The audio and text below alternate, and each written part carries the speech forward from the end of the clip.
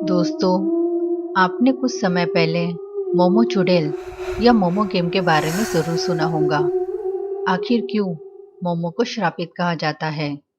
क्यों इस गेम को खेलने के बाद इंसान की मौत हो जाती है? लोगों का मानना है कि मोमो चुड़ैल बहुत ज़्यादा डरावनी है। जो भी शख्स मोमो चुड़ैल से संपर्क करने की कोशिश करता है, उसकी रहस्यमय तरीके से मौत हो जाती है। आखिर मोमो चुड़ैल को श्रापित क्यों कहा जाता है? तो आज की ये वीडियो बहुत ज़्यादा हॉन्टेड होने वाली है। तो दोस्तों, इस वीडियो को लास्ट तक ज़रूर देखिए। तो दोस्तों, ये स्टोरी स्टार्ट होती है एक छोटे से गांव से। ये गांव शहर से काफ़ी दूर था और इसीलिए यहाँ पर ज़्यादा फैसिलिटीज़ भी नहीं थी। उस गांव में एक छोटा सा परिवार रहता था जिसमें 3 सदस्य रहते थे, जिसमें एक लड़की जिसका नाम मोमो था और उसके पापा और उसकी दादी रहती थी। मोमो 15 साल की थी, लेकिन बचपन में ही मात्र 8 साल की उम्र में मोमो की माँ और उसके भाई की मौत एक कार एक्सीडेंट में हो जाती है। माँ की कमी होने के कारण मोमो को उसके पापा और दादी बहुत प्यार करते थे। वो उसको कभी भी किसी चीज़ की कमी महसूस नहीं होने देते थे। सब कुछ सही चल रहा था, लेकिन मोमो को नहीं पता था कि उसके साथ आगे क्या होने वाला है। कुछ समय बाद अचानक से मोमो की दादी की डेथ हो जाती है। मरते वक्त वो मोमो को कुछ बताना चाहती थी, लेकिन बताने से पहले ही उन्होंने दम तोड़ दिया। दादी की मौत के बाद मोमो अंदर से टूट जाती है। अब उसके लिए उसके पापा ही सब कुछ थे। मोमो के पापा अब मोमो का बहुत ज़्यादा ख्याल रखने लगते हैं। दादी की मौत के बाद से उसके घर में कुछ अजीब सी हरकतें होने लगती है।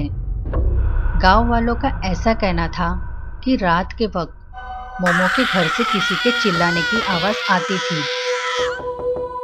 कुछ दिनों तक सब कुछ ठीक चलता रहा, लेकिन एक रात मोमो और उसके पापा अपने रूम में सो रहे थे।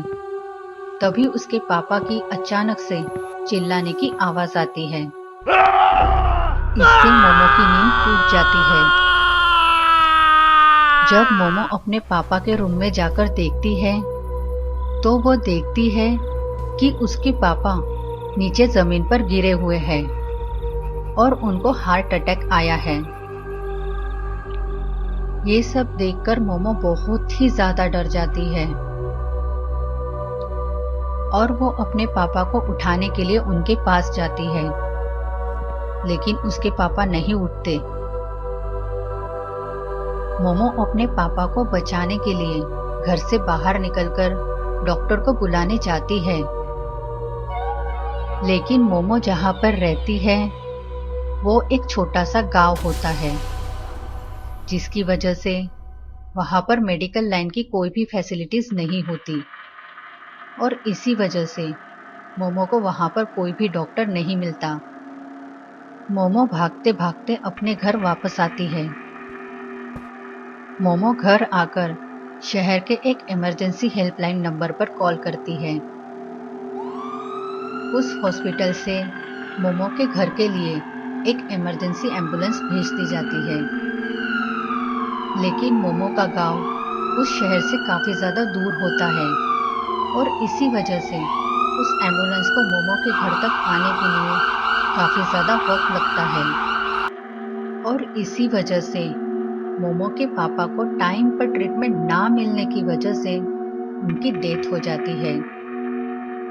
अब मोमो पूरी तरह से अकेली हो चुकी थी। वो अपने आप को अकेला फील करती थी। अब मोमो अपने माइंड में एक ही बात को सोचती रहती है कि काश मेरे गांव में भी एक हॉस्पिटल होता तो मेरे पापा को टाइम पर ट्रीटमेंट मिल जाती और वो आज मेरे साथ होते। इसलिए मोमो ये डिसाइड करती है कि वो एक हार्ट स्पेशलिस्ट डॉक्टर बनेगी और अपने गांव में लोगों का फ्री में इलाज करेंगी और छोटे छोटे गांव में इमरजेंसी हॉस्पिटल खोलेंगी, जिसकी वजह से लोगों को टाइम पर ट्रीटमेंट मिल सके। इसलिए कुछ दिनों के बाद मोमो डॉक्टर की पढ़ाई करने के लिए गांव को छोड़कर शहर चली जाती है। वहां वो एक रूम में अपने दोस्त के साथ रहती थी। मोमो अपनी डॉक्टर की स्टडी स्टार्ट कर देती है। अब उसके लाइफ में सब कुछ ठीक चल रहा था। मोमो काफी मेहनत कर रही थी एक हार्ट स्पेशलिस्ट डॉक्टर बनने के लिए और फाइनली 6 साल बीत चुके थे मोमो को शहर में रहते हुए। उसने इस 6 सालों में काफी ज्यादा मेहनत की थी। अब फाइनली मोमो की स्टडी कंप्लीट हो चुकी थी, लेकिन कुछ छोटे मोटे लास्ट एग्जामिनेशंस जो थे वो बाकी थे। मोमो शहर में जिस बिल्डिंग में रहती थी उसी बिल्डिंग में एक और लड़का रहता था जो मोमो से बेहद प्यार करता था। लेकिन मोमो को बिल्कुल भी इस बात का अंदाजा नहीं था, क्योंकि मोमो सिर्फ और सिर्फ अपने काम की तरफ, अपनी पढ़ाई की तरफ ध्यान देती थी। वो कभी भी इन चीजों में कोई दिलचस्पी नहीं लेती थी। जब मोमो की पढ़ाई पूरी हो गई तो उस लड़के को लगा कि वो अब यहाँ से चली जाएंगी, इसलिए अब उसे जाकर बता देना चाहिए। इसीलिए एक दिन वो लड़का मोमो के पास गया और उसे सारी बात बता दी। मोमो ने उसके प्रपोजल को रिजेक्ट कर दिया, क्योंकि वो सिर्फ और सिर्फ एक डॉक्टर बनना चाहती थी और लोगों की मदद करना चाहती थी। इसलिए मोमो ने उस लड़के को साफ मना कर दिया और उस लड़के से कहा, प्लीज मेरा पीछा छोड़ दो। ये बात सुनकर उस लड़के को काफी ज्यादा बुरा लगता है, क्योंकि वो मोमो से बहुत प्यार करता था। उस दिन तो वो लड़का वहां से चला गया, लेकिन वो लड़का बार बार उसे परेशान करने लगा। उसे कहने लगा, उसके रास्ते में आता था, उसे रोकता था। वो उसे काफी ज्यादा परेशान किया करता था और मोमो उसे हर वक्त मना कर देती थी। तो एक दिन मोमो ने उस लड़के से परेशान होकर उस लड़के की पुलिस में कंप्लेंट कर दी। अब पुलिस जो है उस लड़के को उसके रूम से उठाकर ले जाती है और उसको काफी ज्यादा मारती है, पीटती है और बाद में उसको छोड़ देती है। जिस तरह से उस लड़के को मारा गया, उसकी वजह से वो लड़का बहुत ही ज्यादा गुस्सा हो गया था और वो लड़का सोचता है कि मोमो को अपने ऊपर बहुत ही ज्यादा घमंड है, इसलिए उसने मेरे साथ ऐसा करवाया। वो लड़का मोमो से जो प्यार करता था, तो अब उसका प्यार नफरत में बदल चुका था और वो लड़का अब मोमो से अपनी बेइज्जती का बदला लेना चाहता था।